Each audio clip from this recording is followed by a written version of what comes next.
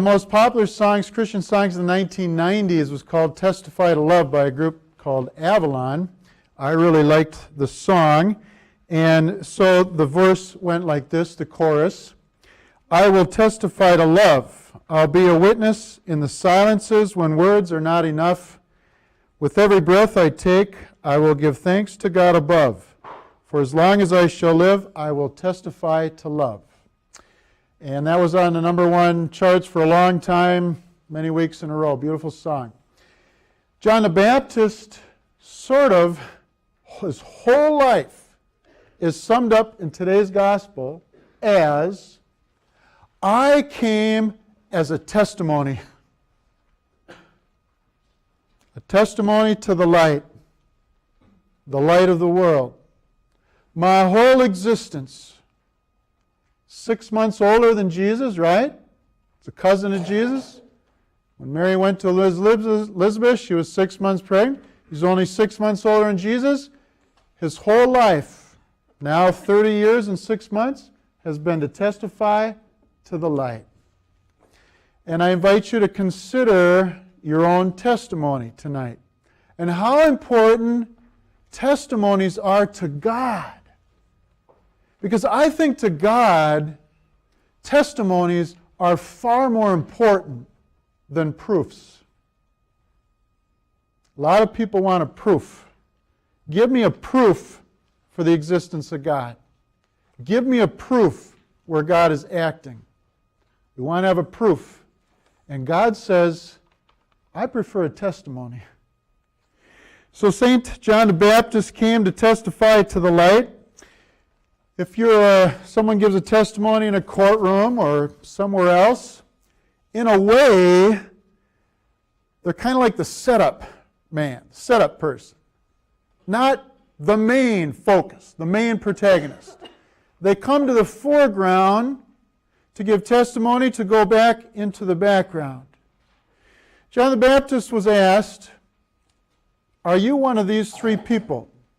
And for all the scripture scholars here tonight, there's really three prophetic things in the Old Testament, three people that they were looking for. You read the book of Deuteronomy, and at one point Moses says, when the prophet comes, he makes an allusion to a future prophet whom he calls the prophet. And so good Jews who knew their scriptures, the law, the book of Moses, would say, we're hoping for that prophet to come. There's another prophecy in Malachi where it says Elijah will come again. And we've had that in recent readings. He's going to turn the hearts of fathers to their children and the children to their fathers. And so they were also expecting a figure, Elijah, to come again. And then finally there's this idea of a Messiah. Now, I find it kind of hard to pinpoint exact passages where it says the Messiah will come. But for example, in Isaiah, there is the suffering servant. My servant shall justify many. They asked John the Baptist essentially these three. Are you the prophet? Are you Elijah? Are you the Messiah? And John says, no, I'm not those. Now, what did Jesus say?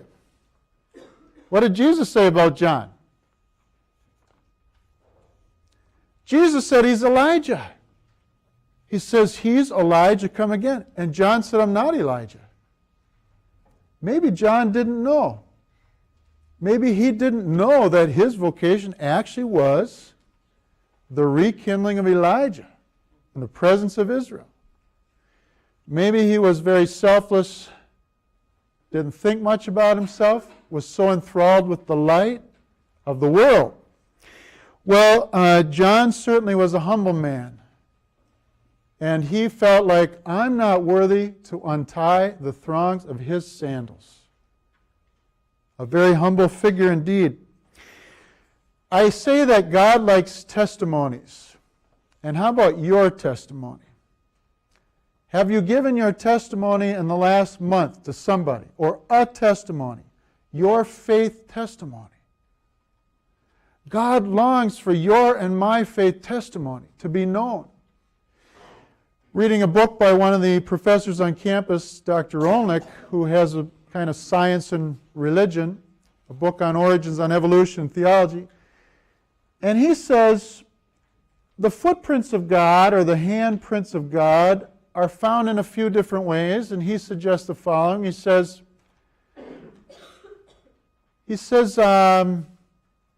symmetry. Isn't it very curious? All of these bipeds, people walk with 2 feet. Animals have 4 legs. There always seems to be this right and this left, this right and this left, this right and this left, over and over and over and over again. Is there some reason? Why do dogs not born with 1.5 legs? Or elephants with 20 legs? He says there's a symmetry, right to left. He says maybe there's something of God in there.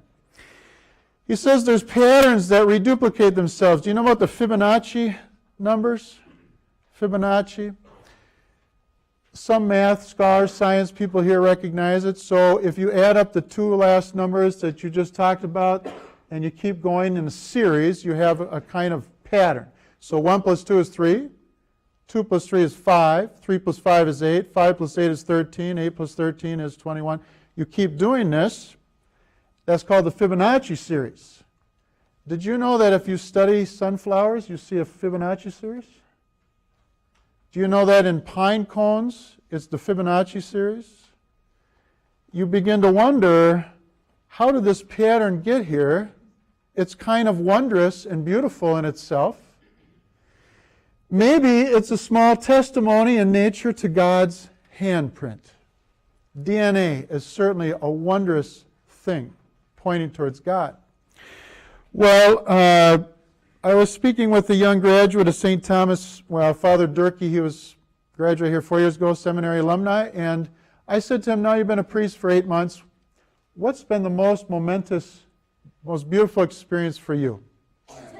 He said the following: walking with a 30-year-old who died of cancer.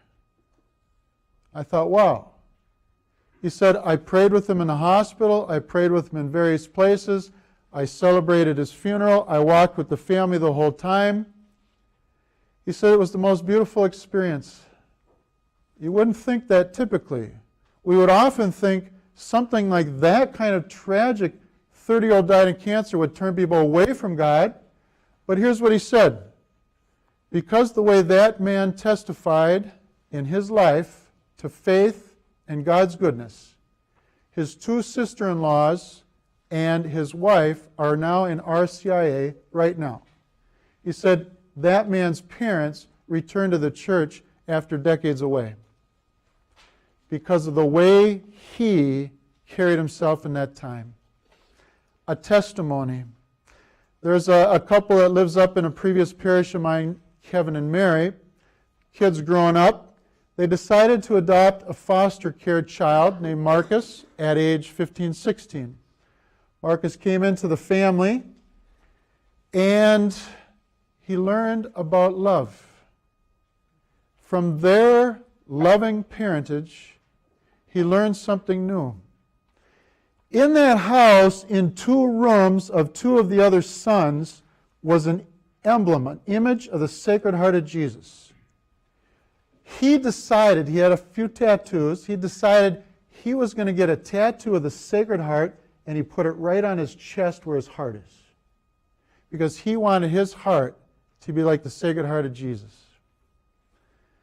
Now, I don't think these people were, I don't think their conversion came from proofs. Their conversion came from testimonies. John came to testify to the light. Your testimony is precious to God.